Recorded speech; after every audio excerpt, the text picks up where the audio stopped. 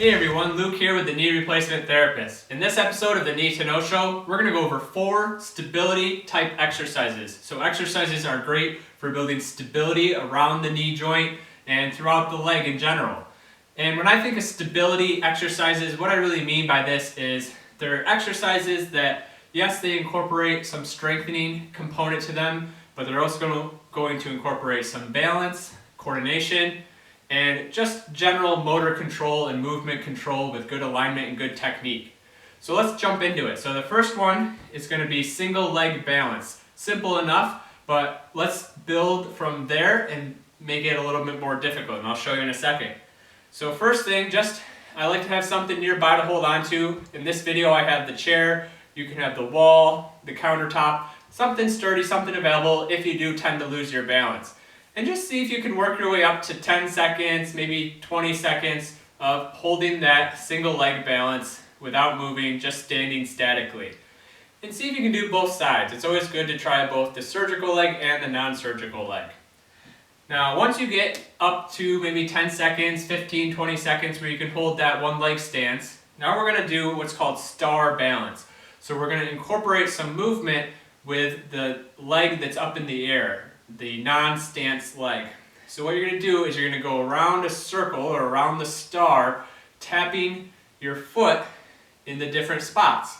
So you really want to focus on maintaining that balance and stability. So you're not going to put all your weight down and then come back, because this isn't really balance. You're just stepping side to side around the circle. You're really just tap and then back up, and then diagonal and back up. Side, diagonal backwards. You're going to have to imagine a little bit because the wall's in my way, but you go straight backward, and you can also do diagonal behind, and if you're really good, you can cross the leg as well. That might be a little uncomfortable after knee surgery, but you can definitely try it out. And as you get more stable and better balance, you can reach a little bit further. You're going to have to bend that leg a little bit more, but try to reach out and challenge the limits of your stability and your balance with how far you can reach the leg out around. And again, be sure to try this on both sides. We want to keep good stability and balance on the surgical leg and the non-surgical leg. The next exercise is going to be lunges.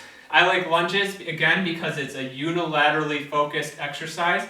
So where we're not doing equal amounts on both sides like a squat or a deadlift, but we're focusing more of a unilateral position, which requires a little bit more stability, a little bit more coordination sometimes.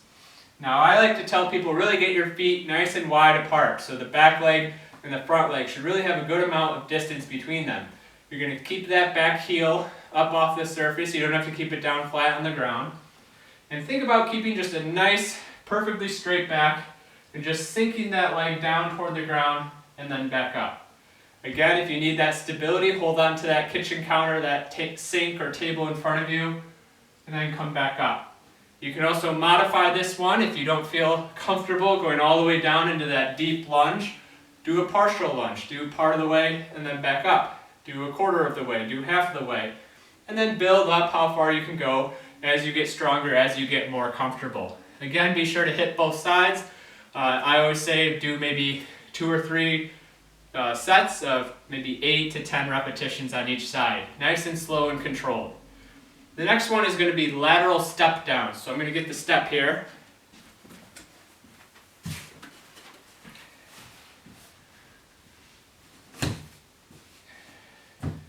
Alright, so this one you can use a step in your home. You're probably going to want to go lengthwise, as you'll see in a second. Or if you have one of these exercise steps, it's great to use as well. So you're going to bring the one leg up onto the step. It doesn't matter surgical leg, non-surgical leg, because again, I always say practice both sides and do it on both sides. So this leg's going to be up on the step, and the other leg's going to be just kind of free floating off the edge. Now this is really a good exercise for control and stability. What you want to think about is your hips and your pelvis. You want to keep it nice straight line. You don't want to tilt the hips and tilt the pelvis. You want to think about your knee joint. You don't want your knee to cave in toward the middle of your body like this. You want it to stay in a nice, good alignment, tracking over your foot and then back up.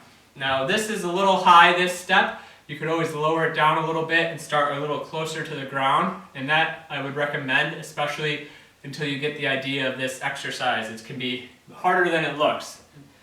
So basically I like to do hands on my hips, keeping my pelvis nice and level. See, I'm already losing my stability a little bit. And you're just going to tap your heel and then come back up. And you can probably see I don't have necessarily perfect alignment on that stance leg. It probably is a little bit bow-legged actually more than it is knock knee. But you want to try your best to keep that good alignment as you go up and down. And you can see it's really challenging.